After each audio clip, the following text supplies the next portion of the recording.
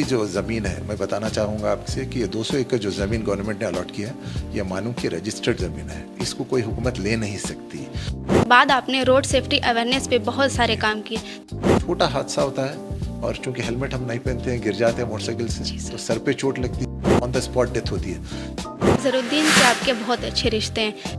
उस वक्त मुझे याद है उन्होंने शाहरुख खान को यहाँ पे लेके आया था, फिर आमिर जी खान सर। को डॉक्टरेट की डिग्री। सर, एक लॉ स्टूडेंट से एक पॉलिटिशियन तक का सफ़र आपका कैसा रहा? 2009 में अजहर भाई को मैंने कांग्रेस पार्टी में लेके आया था। उनको चंद्रबाबू नायडू ने ये 200 एकड़ ज़मीन मानू के लिए मुख्तस कर दी और अलॉट कर दी। उत्तम कुमार रेड्डी और मनोज कुमार गोंड को आपने पीसीसी इलेक्शन में लाने के लिए आपका बहुत बड़ा रोल रहा है।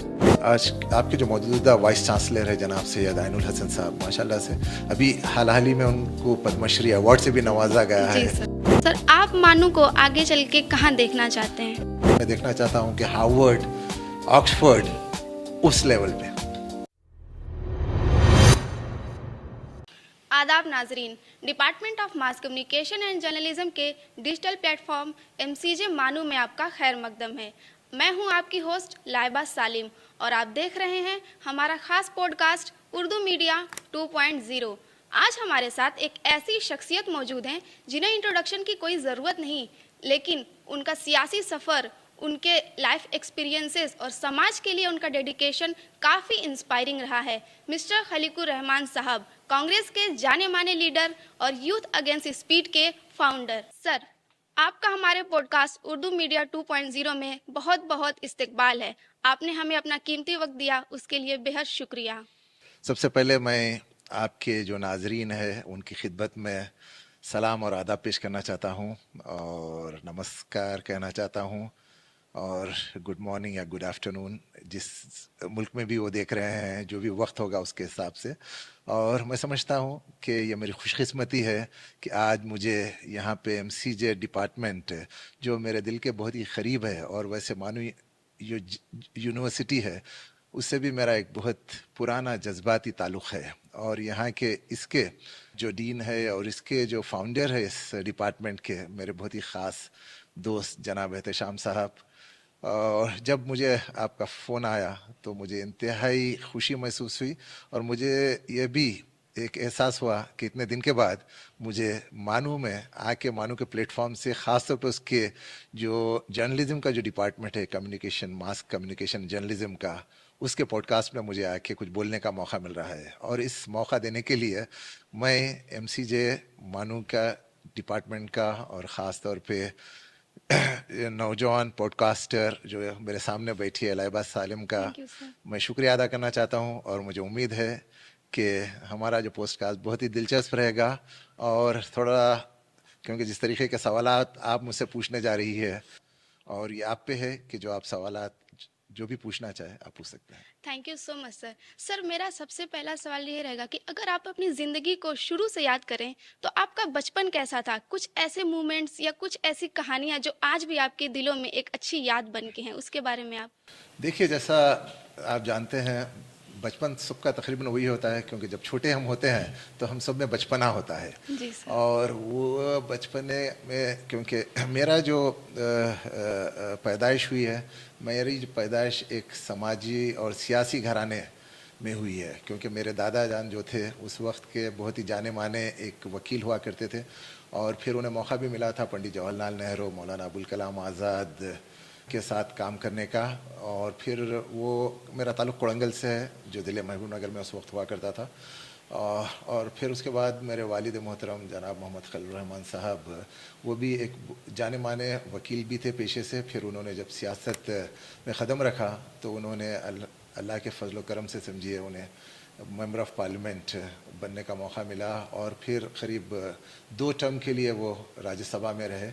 और उस वक्त जब मैं बड़ा हो रहा था तो बचपन में मेरी वालदा कहा करती थी, जो अभी 1-2 महीने पहले वो रमज़ान में गुज़र चुकी है, अल्लाह ताला उनको जन्नतुल फिरदौस में आला मुकाम अता करे, वो कहती थी कि बचपन में मैं बहुत ज़्यादा शरीर था। तो आपको पता है कि जितने बच्चे शरीर होते हैं उतने वालिदैन की तरफ से समझिए पिटाई भी होती है उनकी। तो मुझे भी याद है कि मेरी अच्छी खासी पिटाई हुआ करती थी और बहुत ज़्यादा एक शरारत थी। तो आप देखते होंगे कि एक निशान आज भी यहाँ पे मेरे पेशानी पे दिख रहा है तो कुछ चीज़ होता यह था कि उस ज़माने में क्योंकि चॉकलेट वगैरह बच्चों को खाने का बहुत शौक होता था, मैं भी चॉकलेट वगैरह, तो अम्मी ये करती थी कि जो ऊपर जो वो होता है मेहराब कहते हैं उसको, समझिए, तो वहाँ पे जी उठा के ऊपर रखती थी। तो हम छोटे थे तो हाथ हमारा नहीं पहुँचता था, तो 2-3 कुर्सियाँ जो होती थी स्टील की, उसको रख के ऊपर चढ़ने की कोशिश करते थे, उसको हम जीना बना के सीढ़ी बना ली थी। तो पीछे से जैसी अम्मी देखी तो आके पीछे से जैसी वो हाथ उठा रहे थे, एकदम ऊपर से गिरा और यहाँ चोट लगी से गया। तो ये एक थी, मगर वो अब हमें पता चलता है कि जो कुछ भी वो हमारे साथ करती थी वो हमारी अच्छी तरबियत के लिए करती थी, और वही तरबियत का असर है कि आज अल्लाह ताला ने हमें एक सोसाइटी में एक मुकाम बख्शा है, और जो हम ज़िंदगी में एक कुछ बनना चाहते थे, अल्लाह ताला ने वालिदैन की दुआओं से और उन्हीं की तरबियत के बदौलत हमें इस मुकाम तक पहुंचाया है। जी सर। सर आपने निज़ाम कॉलेज ऑफ हैदराबाद से डिग्री ली, जी फिर उस्मानिया यूनिवर्सिटी से आपने एमबीए और एलएलबी की डिग्री हासिल की। जी। तो सर एक लॉ स्टूडेंट से एक पॉलिटिशियन तक का सफ़र आपका कैसा रहा? कोई टर्निंग पॉइंट आया? देखिए, मैं बताना चाहूँगा कि मैंने एमबीए किया। एमबीए करने का मेरा मकसद ये था कि मैं कोई बिजनेस कर सकूं, क्योंकि शुरू से, हालांकि वालिद मोहतरम मेरे पॉलिटिक्स में रहे जब मैं स्टूडेंट था, उससे पहले ही वो पॉलिटिक्स में थे। 1974 में वो पॉलिटिक्स में आए। उसके बाद 1976 में इमरजेंसी थी यहाँ पे, समझिए, फिर उसके बाद से मुसलसिल समझिए आप वो एक्टिव पॉलिटिक्स में रहे।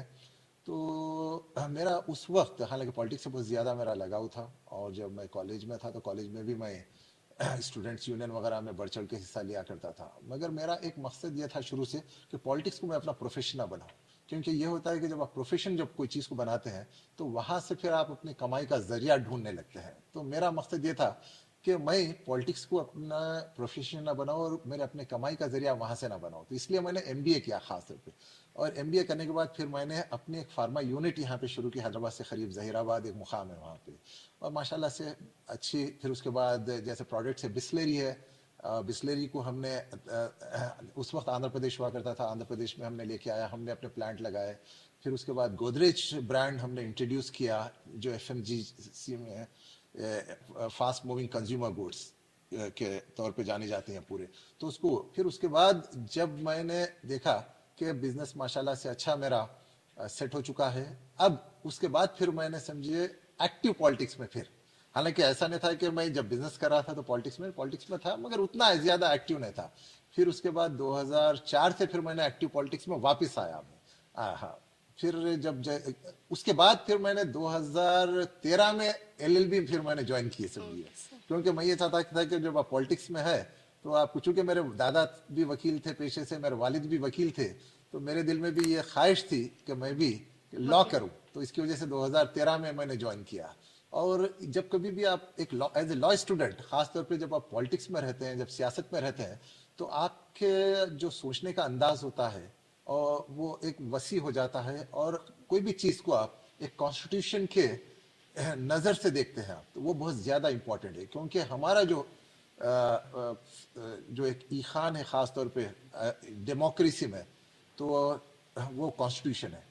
और कॉन्स्टिट्यूशन का मुताला करना हर एक की जिम्मेदारी है, हर एक का फ़र्ज़ है। कॉन्स्टिट्यूशन को समझना चाहिए, क्योंकि कॉन्स्टिट्यूशन में हमारे राइट्स भी है, हमारी ड्यूटीज़ भी है। और बदकिस्मती की बात है कि हम लोग सिर्फ अपने राइट्स के बारे में बात करते हैं हमेशा, जी और सर। अपने ड्यूटीज़ को भूल जाते हैं। तो मैं समझता हूँ कि खासतौर पे आजकल का जो नौजवान तबका है, उनको ये चीज़ समझने की ज़रूरत है कि कॉन्स्टिट्यूशन को समझ के पढ़ना चाहिए, और कॉन्स्टिट्यूशन में खास तौर पे कि जो हमारे राइट्स है वो, उसके साथ साथ हमारे क्या ड्यूटीज़ है एक अच्छे सिटीजन होने के लिए, ये ज़रूरी है हमारे लिए कि समझना।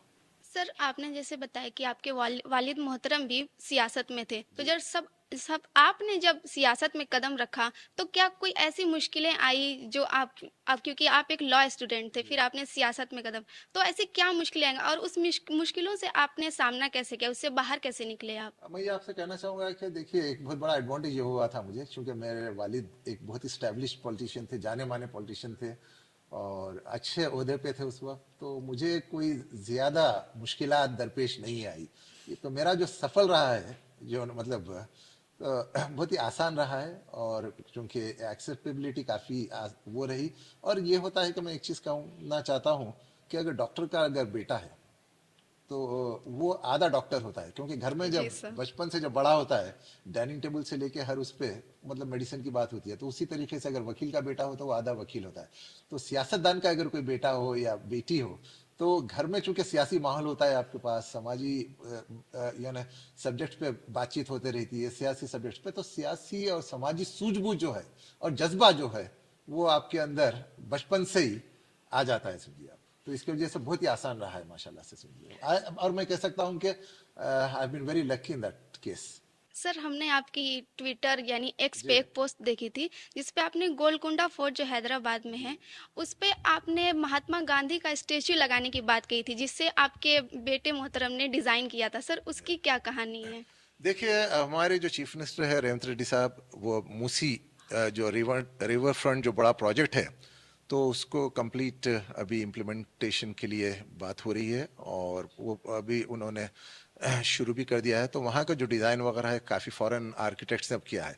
तो वहाँ पे उसमें जो गांधी जी का जो एक स्टैचू का है, क्योंकि उसके अंदर कई ऐसे मुकामात आ रहे हैं जहाँ पे टूरिस्ट अट्रैक्शन रहेगा, तो उस टूरिस्ट अट्रैक्शन में समझिए, तो एक उस पे ऑलरेडी एक फॉरेन आर्किटेक्ट ने बनाया था, मगर उसको मेरे बेटे ने इम्प्रूव किया। मेरा बेटा एक आर्किटेक्ट है और इंटीरियर डिज़ाइनर है, तो ये दोनों को समझिए आप, जब वो देखा तो वो कहने लगा कि डैडी मैं इसको बहुत ज़्यादा इम्प्रूव कर सकता हूँ। तो उसको उसने इम्प्रूव किया, फिर उसको फिर हमारी गवर्नमेंट के सामने हमने पेश किया है, तो हो सकता है कि वो एक्सेप्ट कर लिया जाएगा। सर हम सब जानते हैं 11 सितंबर 2011 का जी। वो वाकया उसने आपकी ज़िंदगी को बहुत बदला, जिसके बाद आपने रोड सेफ्टी अवेयरनेस पे बहुत सारे जी। काम किए। तो सर उस वाकये ने आपकी ज़िंदगी को कैसे बदला? क्या कुछ बदला उसके बाद? आपकी ज़िंदगी उसके बाद कैसे रही? देखिए, वो एक मैं कहता हूँ कि मेरी ज़िंदगी का सबसे बड़ा सान्या था, न सिर्फ मेरी ज़िंदगी का बल्कि मेरी पूरी फैमिली के लिए। और it was a twin tragedy, क्योंकि न सिर्फ मैंने अपना बेटा खोया बल्कि साथ में मेरे साले जनाब मोहम्मद अजहरुद्दीन साहब, जो हिंदुस्तानी क्रिकेट टीम के कैप्टन रह चुके हैं और मौजूदा अभी मिनिस्टर है, minority affairs minister government of Telangana में। तो उन्होंने भी अपना छोटा बेटा मोहम्मद अयाजुद्दीन को, और मैंने अपना बड़ा बेटा मोहम्मद अजमल रहमान को खोया था। और मेरे बेटे की उम्र कुछ करीब 16 साल थी, उनकी 19 साल थी। और एक ORR जो आउटर रिंग रोड पे ये हादसा पेश आया, उस हादसे ने न सिर्फ मुझे, मेरी फैमिली को, बल्कि सारे हिंदुस्तान में नहीं बल्कि सारी दुनिया में एक झंझोर दिया था। और उसके बाद आप यकीन मानिए कि सारी दुनिया से मुझे फ़ोन आते रहे, और करीब 2 या 3 महीने तक हमें पता नहीं था कि क्या करें हम ज़िंदगी में, क्योंकि इतना बड़ा साना, इतनी बड़ी ट्रेजेडी। तो फिर उसके बाद पता नहीं, मैं समझता हूँ कि एक डिवाइन गाइडेंस जो कहते हैं ना, वो तो फिर दिमाग में आया मुझे कि भाई ठीक है, हमने तो अपना बेटा खो दिया है, हमने तो मेरा भांजा जो अजहर भाई का जो बेटा है उसको खो दिया है। तो हम अब वो लोग तो वापस आ नहीं सकते, मगर हम नहीं चाहेंगे कि जिस जो दर्द से, जो ट्रेजिडी से, जो सानहे से हम गुजर रहे हैं, वो दूसरे फैमिलीज ना गुजरे। तो उसको लेते हुए हम यही कि भाई एक अवेयरनेस हम पैदा करें, ख़ास तौर पे, और शऊर बेदारी जिसको कहते हैं आप, उसको पैदा करें। तो उसकी वजह से ये यूथ अगेंस्ट स्पीड के बारे में हमने सोचा, एक रोड सेफ्टी कैंपेन। तो फिर हमने 2011 में इसे लॉन्च किया, और फिर जहाँ पे मेरा बेटा और अजहर भाई का बेटा जहाँ पढ़े थे, सेंट मैरीज जूनियर कॉलेज, वहाँ से हमने इसकी शुरुआत की। उसके बाद हमारा मकसद यही था कि हम हर कॉलेज जाए, हर यूनिवर्सिटी जाए, हर स्कूल जाए, और वहाँ पे बच्चों के साथ बैठे, बच्चों के साथ बात करें, और जो जो स्पीड है, स्पीड के बारे में, हेलमेट है, सीट बेल्ट के बारे में, इसके बारे में सब उसका इम्पोर्टेंस के बारे में, अवेयरनेस के बारे में हम बात करें। और फिर जैसा ये जो है एक ग्लोबल कैंपेन बन चुका है। फिर यूनाइटेड स्टेट से भी हमने इसके, आई मीन यूनाइटेड नेशन से भी हमने इसके बारे में बहुत ज़्यादा एडवोकेसी की। और फिर यूनाइटेड नेशन ने रोड सेफ्टी को एक एज सब्जेक्ट उन्होंने रिकग्नाइज किया, और फिर एक रोड सेफ्टी डे सारी दुनिया में मनाया जाता है, समझिए आप। तो मैं समझता हूँ कि, और मेरा ख़ास तौर पे एक मैसेज हमेशा होता है जब कभी भी मैं नौजवानों के साथ होता हूँ, यूथ के साथ होता हूँ, उनसे हमेशा ये कहता हूँ कि जो आपकी जो जान दी हुई है, ये आपकी जान नहीं है, इसकी जी सर। आपको हिफाजत करनी चाहिए। और ख़ास तौर पे आए दिन हम देखते जा रहे हैं कि इतने सारे हादसात होते हैं, और बाज़ वक्त तो ऐसा होता है कि छोटा हादसा होता है और चूंकि हेलमेट हम नहीं पहनते हैं, गिर जाते हैं मोटरसाइकिल से, जी तो सर। सर पे चोट लगती है, तो ऑन द स्पॉट डेथ होती है। तो ये छोटी चीज़ें हैं, और ये जो सान्या है होते हैं, ये सारी फैमिली को झिंझोड़ देते हैं, समझे, बिल्कुल। और इतना बड़ा लॉस होता है। कभी ये होता है कि नौजवान अगर लड़का है हो किसी का, अब यकीन मानिए, जो अभी अभी हमें मैंने देखा है, शायद गुज़िश्ता महीने की बात है कि ORR पे एक एक्सीडेंट हुआ जिसमें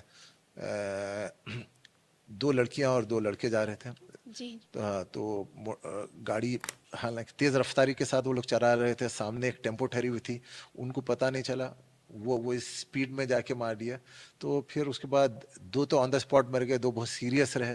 तो ये होता है कि नौजवानों को ख़ास तौर पे बहुत जिम्मेदारी के साथ, और ये मैसेज ख़ास तौर पे हम देख रहे हैं कि ट्रैफिक पुलिस है और स्कूल्स यूनिवर्सिटीज़ वगैरह में भी काफ़ी इसको अहमियत के साथ वो कह रहे हैं। और मुझे पता है कि मानू में भी यूनाइटेड नेशन के कोई यहाँ की ऑर्गेनाइजेशन है, उसके साथ मिलके मानू भी रोड सेफ्टी पे बहुत काम कर रही हैं, जिसके लिए मैं मानू के जो कंसर्न डिपार्टमेंट है, ख़ास तौर पे फरियाद साहब है, मैं समझता हूँ उनको मैं दिल की गहराई से मुबारकबाद पेश करना चाहता हूँ।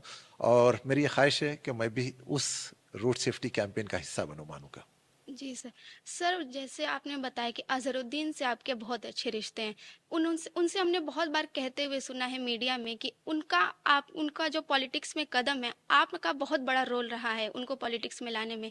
तो क्या वो 2011 वाले वाक़ये ने आप दोनों के रिलेशन को बदला? क्या बदलाव आए आपके रिलेशन में उसके बाद? उसके बाद बदलाव यह आया कि हम दोनों और ज़्यादा करीब हो गए उसके बाद, क्योंकि उनका भी दर्द हुआ था, मेरा भी दर्द हुआ था, उन्होंने भी अपने लड़के को खोया था, मैंने भी अपने लड़के को खोया था।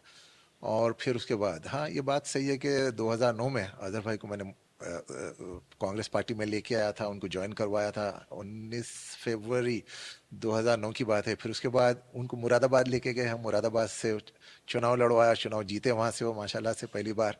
फिर उसके बाद 2011 में ये वाक़या पेश आया, और ये वाक़या पेश आने के बाद वो भी हिल गए, हम भी हिल गए थे। और तो जैसा मैंने कहा कि ट्विन ट्रेजिडी थी।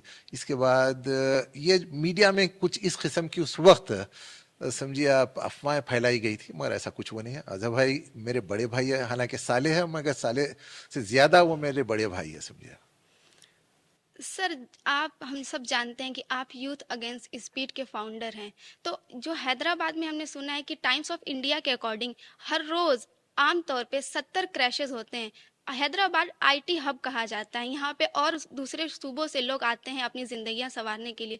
तो उन यंगस्टर के लिए आप क्या कहना चाहेंगे as a founder of youth against speed? मेरा एक ही मैसेज होता है इन लोगों को कि भाई, आप मोटरसाइकिल हो या आपकी फोर व्हीलर हो, उसको as a mode of transportation इस्तेमाल करें, ना कि वो स्टंट करने के लिए।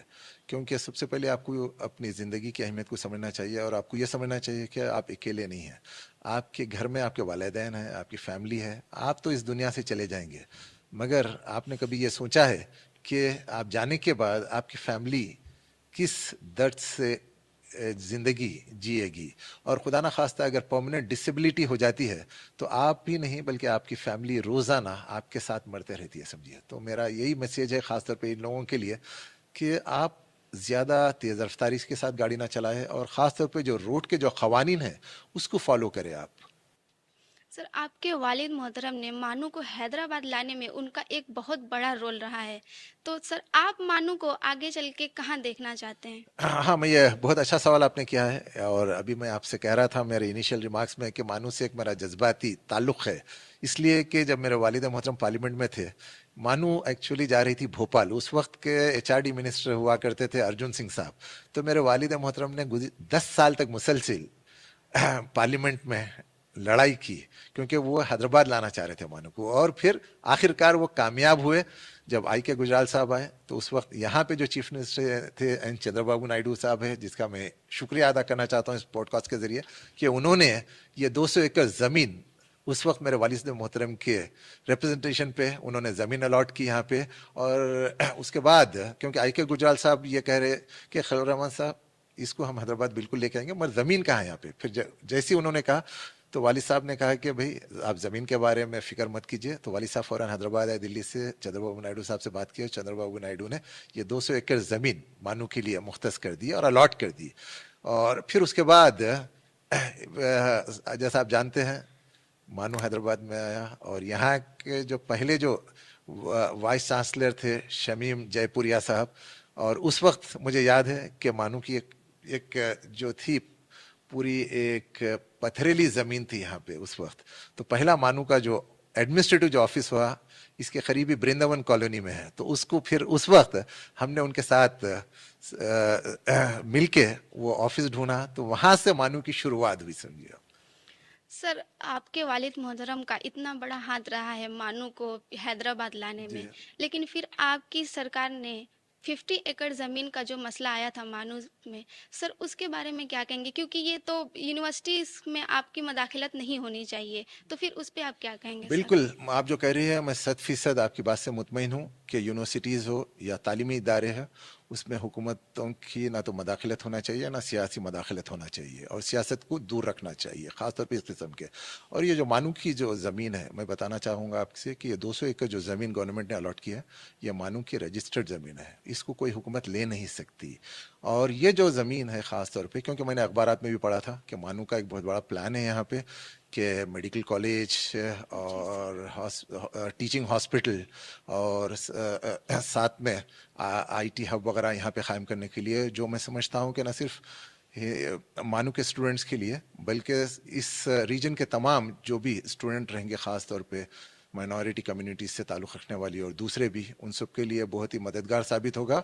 और इस किस्म के जो प्रोजेक्ट है, अभी आपके जैसा आप जानते हैं कि नीति आयोग और यूजीसी भी अभी अलाउ कर रही है यूनिवर्सिटीज़ को पीपीपी मॉडल पे करने के लिए। तो ये मैं समझता हूँ कि जो मानू ने जो मैं जैसा पढ़ रहा था, और फिर मानू का जो मैगज़ीन भी है अल कलाम, मैं समझता हूँ, जी सर। हाँ अल कलाम के में भी मैंने पढ़ा था क्योंकि मेरे पास आता है रेगुलरली वो, तो उसमें भी तो लिखा था कि मानू का प्लान है कि यहाँ पे मेडिकल कॉलेज और यूनिवर्सिटी, और मेरी नई ख्वाहिशात है और मैं जल्द से जल्द देखना चाहूँगा कि इसी कैंपस में एक शानदार मेडिकल कॉलेज भी हो, हॉस्पिटल भी हो और आईटी और मेडिकल हब भी हो यहाँ पे।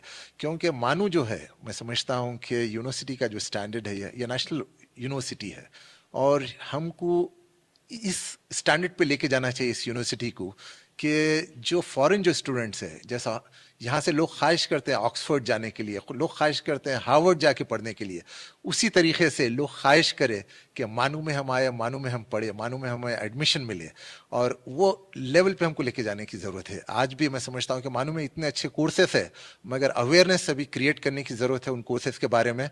और मैं समझता हूँ कि आपने जो ये पॉडकास्ट का जो सिलसिला शुरू किया, इस पॉडकास्ट के ज़रिए वो अवेयरनेस शुरू किया जा सकता है, और बहुत अच्छी पहल है। और ख़ास तौर पे मैं उसके लिए मेरे दोस्त जनाब एहतशाम साहब का, और ख़ास तौर पे मेरे सामने जो बैठी है लाइबा, शुक्रिया अदा करना चाहता थैंक यू हूँ सर। कि वो लोग इसको आगे लेके जा रहे हैं। सर, एक सियासी सवाल कि ये बहुत सुनने में आता है कि उत्तम कुमार रेड्डी और मनोज कुमार गोंड को आपने पीसीसी इलेक्शन में लाने के लिए आपका बहुत बड़ा रोल रहा है। देखिए, सन 2009 से लेकर 2016 तक मैं वेस्टर्न यूपी का इंचार्ज रह चुका था एआईसीसी।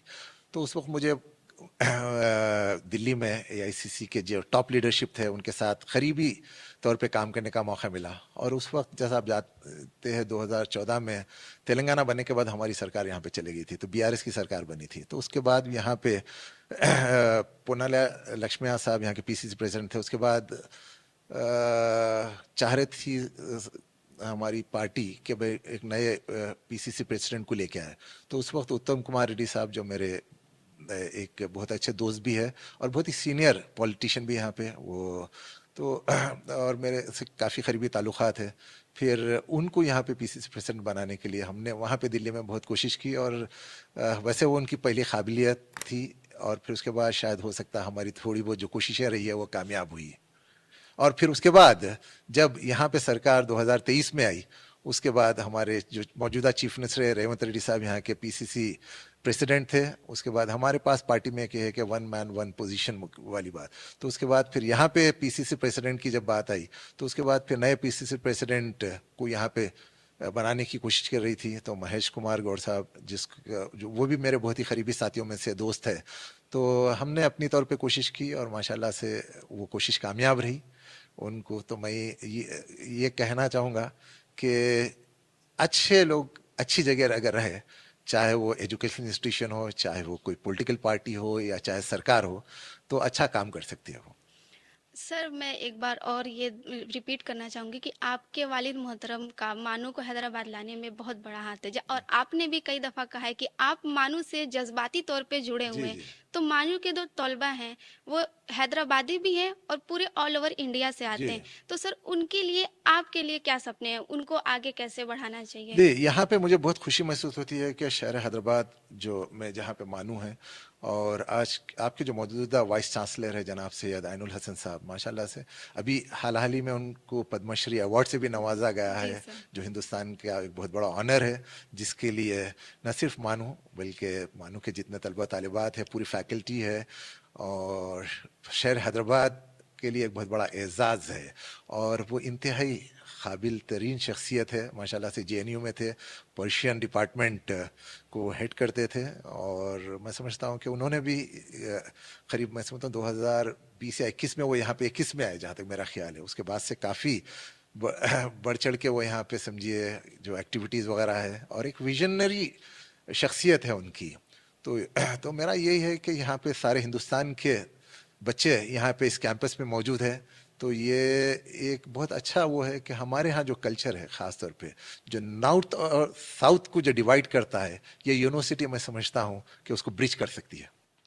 सर, आजकल जो आज के दौर के जो जेनजी बच्चे हैं, जी। वो उनको एक ऐसा कहा था कि बहुत स्पीड में रहते हैं। हम्म। और मानू में बहुत सारे सूबों से बच्चे आए हैं। हम्म। और आप यूथ अगेंस्ट स्पीड के फाउंडर भी हैं। तो सर, जेनजी के लिए आप क्या कहेंगे कि वो उनके लिए as a speed youth against speed के फाउंडर के तौर पे आप जेनजी को क्या सलाहियत देखिए, देते हैं? जेंजी जो है, एक उन लोगों का जो एक सोच है वो पूरी बदल चुकी है। आजकल वो चाहते हैं कि हर चीज़, पेशेंस या टॉलरेंस लेवल बहुत कम हो चुका है। तो वो चाहते हैं कि कोई भी चीज़ है, जिस तरीके से आजकल एआई का दौर है, वो आप एआई के लिए कोई भी आप थोड़े से आप उसको कमांड दे दे, फौरन 3-4 मिनट के अंदर वो पूरे समझिए आपको उसका आप कंप्लीट अपना प्लान आपके सामने पेश कर देती है, वो कंटेंट बना के दे देती है। तो जेंजी के पास भी यही है कि वो चाहते हैं कि हर चीज़ फौरन हो जाए। तो मेरा उनसे ये कहना है कि भाई सबसे पहले जो है आप अ, अपने लाइब्रेरी यहाँ पे जो है ना, लाइब्रेरी का ज़्यादा से ज़्यादा इस्तेमाल करें। एआई का ज़रूर इस्तेमाल करना चाहिए, मगर एआई वही है जो आप जिस तरीके का उसको कमांड देंगे वो उसी तरीके का आपको रिजल्ट देगी। मगर किस तरीके का कमांड देने की ज़रूरत है, उसके लिए फिर आपको अपनी जो नॉलेज होनी पड़ती है वो बहुत स्ट्रांग होनी पड़ती है। आपका जो रिसर्च होता है वो बहुत ज़्यादा स्ट्रांग होना पड़ता है आपको। तो मेरा यही है कि जेनजी के कि भाई आप जो है आप फास्ट मोड पे मत जाइए, क्योंकि हाँ, ये चूंकि ज़माना बिल्कुल फास्ट मोड का है, मैं जानता हूँ ये, मगर आपको समझ के चलने की ज़रूरत है, हर चीज़ को समझ के चलने की ज़रूरत है। और एक अंग्रेज़ी में कहावत भी है कि slow and steady wins the race. तो ये उसको समझिए मद्देनज़र रखते हुए, मगर at the same time you should not be left behind with the technology. तो टेक्नोलॉजी को फॉलो करना भी बहुत ज़रूरी है, अपनाना भी बहुत ज़रूरी है। किस तरीके से हम मौजूदा जो हमारा करिकुलम है और मौजूदा जो हमारा सेटअप है, उसको हम किस तरीके से टेक्नोलॉजी को अडॉप्ट करते हुए हम आगे बढ़ सकते हैं, वो बहुत ज़रूरी है। और यहाँ पे आपके यहाँ बहुत अच्छी फैकल्टी है माशाल्लाह, उनका बहुत समझिए आप गाइडेंस ले सकते हैं, उनकी रहनुमाई में वो लोग बहुत अच्छे आगे बढ़ सकते हैं और बहुत अच्छा नाम कमा सकते हैं। और यहाँ के कई स्टूडेंट्स हैं जिसको मैं जानता हूँ कि हिंदुस्तान के कई शहरों में है, न सिर्फ हिंदुस्तान बल्कि हिंदुस्तान के बाहर में भी, क्योंकि अभी मैं अमेरिका गया था, वहाँ भी मानू के स्टूडेंट से मुलाकात हुई मेरी, और दुबई वगैरह जाता हूँ तो वहाँ भी होती है। तो मानू एक ऐसा नाम है, जिस तरीके से आप जैसा अलीगढ़ जो है जामिया है, वैसे मैं समझता हूँ कि MANUU is in this region, in this part of the country. और मुझे पूरी उम्मीद है कि यहाँ के जो बस सलाहियत जो तलबा तालिबात और जो फैकल्टी और हमारे जो मौजूदा वाइस चांसलर साहब है, उनकी रहनुमाई में, उनकी सरपरस्ती में मानू बहुत आगे जाएगा। और मुझे उम्मीद है कि मानू अपना लोहा सारी दुनिया में मनवाएगा। और मैं मानू को, मैं जैसा आप जो कह रहे थे कि कहाँ देखना चाहते हैं, मैं देखना चाहता हूँ कि हार्वर्ड, ऑक्सफोर्ड, उस लेवल पे। सर आखिरी सवाल मेरा है कि आप भी पहले एक स्टूडेंट रहे हैं, फिर आपने सियासत में कदम रखा। हम भी एक स्टूडेंट हैं, मानूम के स्टूडेंट्स के लिए आप क्या सलाह देंगे कि उनके भी लाइफ में बहुत सारी मुश्किलें आती हैं, जहाँ बहुत बच्चे ऐसे होते हैं कि जो पढ़ाई छोड़ देते हैं अपना घर चलाने के लिए, तो आप उनके लिए क्या सलाह देंगे? और दूसरा ये कि सर रोड सेफ्टी के हिसाब से आप क्या कहेंगे उनको? देखिए, मुश्किलें जो लाइफ में आते हैं ना, चैलेंजेस, तो चैलेंजेस से हमें डरना नहीं चाहिए, चैलेंजेस का डट के मुकाबला करना चाहिए। और जो चैलेंजेस लाइफ में होते हैं ना, वो चैलेंजेस आपको कमज़ोर नहीं करते हैं, बल्कि चैलेंजेस आपको और ज़्यादा स्ट्रांग बनाते हैं। और हमें फेस करना चाहिए। हर एक की लाइफ में चैलेंजेस होते हैं। हम ये समझते हैं कि किसी की भी life is not the bed of roses, क्योंकि वो फ्रेज किताबों में अच्छा लगता है, मगर अगर आप देखेंगे तो जितने भी कामयाब शख्सियतें हैं वो बहुत मुश्किल तरीन सफ़र तय करते हुए वहाँ तक पहुँचे हैं। तो जब तक हम हालात का मुकाबला करना ना सीखे, तो मेरी भी एक एडवाइस है, एक मशवरा है, ख़ासतौर पे स्टूडेंट्स के लिए, नौजवानों के लिए, कि आप लोग चैलेंजेस से डरिए मत, चैलेंजेस का डट के मुकाबला करिए। और कोई ऐसी चीज़ नहीं है जो नामुमकिन है ज़िंदगी में। The word of impossible is not there, everything is possible.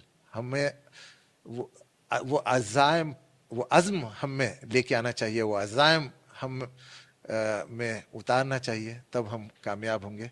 और मैं समझता हूँ कि जब आप मेहनत करते हैं तो कामयाबी आपके कदम चूमती है। Thank you so much sir, आपका कीमती वक्त हमें देने के लिए और अपने तजुर्बात और ख्यालात हमारे साथ शेयर करने के लिए बहुत बहुत शुक्रिया सर। नहीं, शुक्रिया बहुत बहुत, आपने मुझे बुलाया यहाँ पे, और इसी तरीके से आप बुलाते रहिए, मैं आते रहूँगा और मुख्तलिफ मौज़ूआत पे। और मेरी नेक ख्वाहिशात, नेक तमन्नाएँ आपके साथ है। और मुझे उम्मीद है कि लाइबा भी इंशाल्लाह ताला एक दिन बहुत बड़े मुकाम पे पहुंचेंगी। शुक्रिया सर। और यहाँ के तलबा तालिबात को भी मैं वही मुकाम पे देखना चाहता हूँ। और ये यूनिवर्सिटी अल्लाह ने चाहा तो मैं समझता हूँ कि न सिर्फ हिंदुस्तान के बल्कि वर्ल्ड के टॉप रैंकिंग यूनिवर्सिटीज़ में एक दिन इसका शुमार होगा। इंशाल्लाह वैसे सर। आज भी ये यूनिवर्सिटी बहुत अच्छे मकाम पे है। मुकाम पे है, और उसी मुकाम पे जानी और पहचानी जाती है, क्योंकि इस यूनिवर्सिटी के जो इससे पहले भी जो चांसलर्स रह चुके हैं, मेरे अच्छे दोस्त जनाब ज़फ़र सरिशवाला साहब थे, और उन्होंने भी काफ़ी इस यूनिवर्सिटी को कंट्रीब्यूट किया है। उस वक्त मुझे याद है उन्होंने शाहरुख खान को यहाँ पे लेके आया था, फिर आमिर जी खान सर। को डॉक्टरेट की डिग्री। इसका मकसद ये था कि भाई फिल्म एक्टर्स को यहाँ पे लाए, इसका ये था कि भाई बच्चों को मोटिवेट करे, बच्चों को वो करे, और उनके ज़रिए इस यूनिवर्सिटी का जो नाम है, इस यूनिवर्सिटी का जो इमेज है, उसको ऊपर लेके जाए। और उन्होंने बहुत मेहनत की थी इस ज़िमन में, और वो बहुत हद तक कामयाब भी रहे। तो मैं चाहता हूँ कि ये यूनिवर्सिटी और ज़्यादा तरक्की करे और ज़्यादा नाम कमाए। शुक्रिया। शुक्रिया sir, thank you very much. Khaliqur Rahman sahab से हमने सीखा कि कैसे मुश्किल हालात को भी एक मिशन के तौर पे बदल कर जिंदगी को आगे बढ़ाया जा सकता है। इसी के साथ मैं लाइबा सालिम अब आपसे विदा लेती हूँ। आप देख रहे थे उर्दू मीडिया 2.0। अगली बार फिर हाजिर होंगे एक नए एपिसोड और एक नए मेहमान के साथ। तब तक के लिए खुदा हाफिज।